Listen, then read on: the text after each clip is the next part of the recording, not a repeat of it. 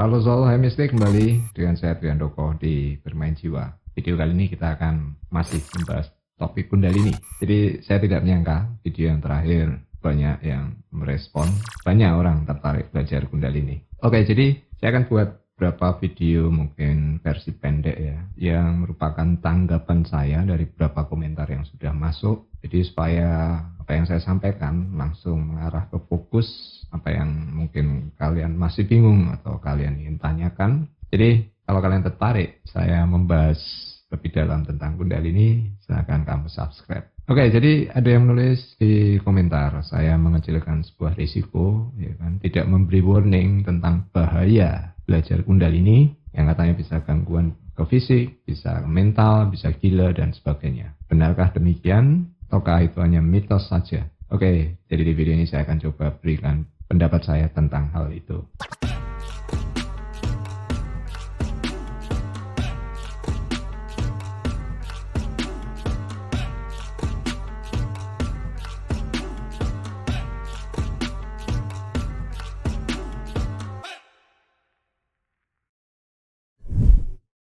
Oke, sebelum kita mulai, saya berikan disclaimer dulu. Saya bukan praktisi Kundalini, saya bukan guru Kundalini. Jadi saya hanya membagikan apa yang selama ini saya peroleh, pencarian saya tentang Kundalini, tentang berbagai fenomena yang selama ini telah saya lewatkan. Jadi kalau kalian memang serius, pengen tahu, pengen belajar Kundalini, kalian bisa cari orang yang memang berkompeten di sana. Tapi dari sekian banyak yang sudah saya temukan ini saya proses lewat mistik ya. Saya melakukan channeling, saya mencari beberapa sumber, dan beberapa saya bagikan di channel Bermain Jiwa ini.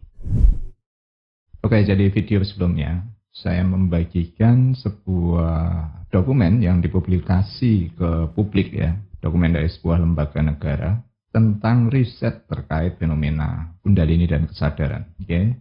Jadi ketika di awal saya mengatakan tidak serumit itu, saya memberikan sebuah data. Apa maksudnya? Itu untuk menjawab tentang keraguan atau ketakutan orang terkait dengan proses belajar Kundalini. Jadi ketika orang tahu, paham mekanismenya, paling tidak dia kemudian bisa berproses secara lebih maksimal. Oke, jadi ada dua model orang itu memproses bagaimana dia mendapatkan pengetahuan. Yang pertama ini adalah kategori orang believer, dan yang kedua adalah knower. Jadi believer itu orang yang mereka berhenti pada apa yang disampaikan dan meyakini itu. Jadi berhenti hanya pada keyakinan. Yang kedua adalah knower, mereka yang ingin tahu. Nah, dua hal ini sangat berbeda. Jadi ketika ada orang mungkin berpendapat belajar Kundalini berbahaya, belajar apapun pasti ada risikonya. Oke? Yang menjadi problem adalah apa bahayanya? Bagaimana mengatasi bahaya itu? Jelasnya seperti apa? Jadi ketika orang hanya selalu mengulang, Kundalini berbahaya. Tapi yang jelasnya seperti apa, mereka tidak tahu. Ketidaktahuan ini yang justru lebih membahayakan. Nah, berbeda dengan orang yang ingin tahu. Dua hal ini, keyakinan dan keingintahuan, ini adalah sebuah kekuatan. Kekuatan yang saling meniadakan. Jadi ketika kamu ingin tahu, pasti kamu harus melawan keyakinanmu. Demikian pula sebaliknya. Ketika kamu hanya berhenti pada apa yang kamu yakini dan kamu tidak mencari tahu, tidak meriset itu, ya sebatas itulah yang kamu peroleh. Dan ini yang jadi problem kebanyakan di masyarakat. Karena mereka hanya berhenti pada keyakinan. Oke, berikutnya. Kenapa banyak orang mengatakan Kundalini berbahaya, bisa membuat orang seperti gila dan gangguan psikologis dan semacamnya. Oke, jadi kalau dari sejarah, begini, semua tren itu pasti dimulai dari negara yang lebih maju. Kundalini ini topik yang populer, sama seperti Law of Attraction. Sesuatu yang tren di barat itu akhirnya kita ikuti. Nah, padahal Kundalini itu bagian dari tradisi timur. Dan ketika Kundalini ini diperkenalkan ke Amerika, waktu itu mendapat respon yang sangat bagus. Nah, kebanyakan mereka yang tertarik dengan Kundalini ini adalah orang-orang yang dikatakan orang hippies, ya, orang-orang yang di jalan, yang suka kebebasan. Nah, motif mereka belajar Kundalini itu karena mereka mengejar sensasi fenomena tentang ekstasenya. Jadi latar belakangnya itu lebih pada keinginan mendapatkan ekstase tanpa obat-obatan. Karena mereka pikir kalau itu bisa, berarti mereka nggak perlu mengkonsumsi obat. Nah, jadi ini kemudian yang oleh beberapa praktisi yang sebenarnya yang ingin menjaga ajaran yoga kundalini ini menjadi keluar pernyataan semacam itu. Karena tujuan awal kundalini adalah untuk pencapaian pemahaman dari sisi spiritualitas. Kemudian berikutnya, kalau memang dikatakan ada efek dari belajar kundalini seperti gangguan jiwa psikologis, ya ketika mereka mengaktifkan energi, ya itu akan berefek pada mekanisme bagaimana dia memproses informasi. Jadi apa yang muncul kemudian ketika orang melihat reaksi ketika mereka belajar kundalini, tiba-tiba berteriak, tiba-tiba menangis, ada yang melompat dan sebagainya. Orang kan lalu berpikir, wah ini bahaya. Jadi ini yang kemudian lebih banyak berkembang dari mulut ke mulut. Jadi pada prinsipnya kalian belajar apapun, apa yang menjadi niat awal, itu juga yang kalian akan hadapi. Kemudian motif berikutnya yang jadi dorongan orang banyak tertarik kundalini, itu adalah motif tentang kekuatan supranatural. Oke.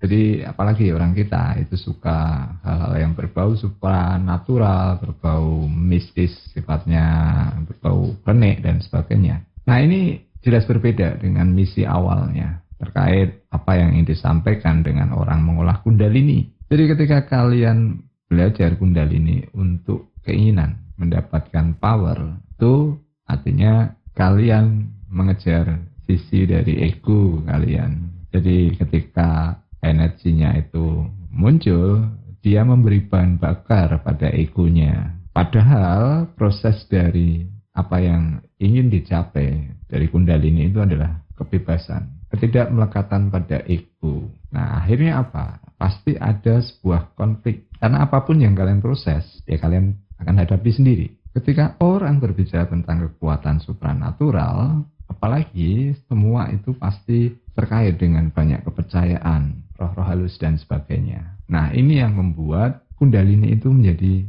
berkesan, menakutkan, bisa membuka mata ketiga lalu berhadapan dengan makhluk-makhluk yang tidak diinginkan dan sebagainya.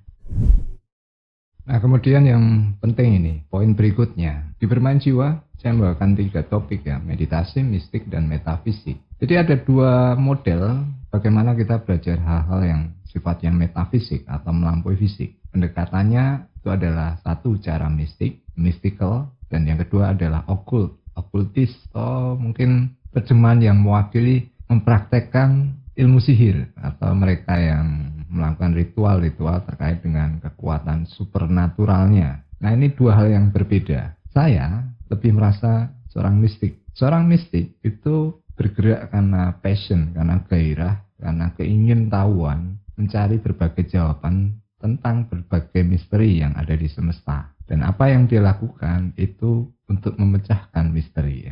Artinya ini terkait dengan proses spiritualitas, terkait dengan ketuhanan. Berbeda dengan ketika orang itu mempraktekkan okultisme. Itu sebabnya ada di ajaran agama melarang praktek ilmu sihir. Nah, soalnya yang dimaksud ke sana. Jadi ketika orang mempraktekkan okultisme, itu dia melakukan sebuah ritual-ritual praktek tertentu untuk tujuan tertentu yang seperti tadi saya gambarkan, berhenti pada ekstasenya, berhenti pada pencapaian kekuatan supernatural dan lain-lain. Jadi ini 2 hal yang sangat berbeda dan tentunya efeknya pun juga berlainan. Nah, masalahnya sekarang perspektif orang tentang mistik itu akhirnya tidak berbeda dengan mereka yang belajar kekuatan supernatural. Itu sebabnya saya lebih menggali berbagai tinjauan yang lebih memiliki kaitan dengan kaidah yang sifatnya ilmiah atau masuk di nalar. Karena sekian lama saya mencari, akhirnya saya ketemu bahwa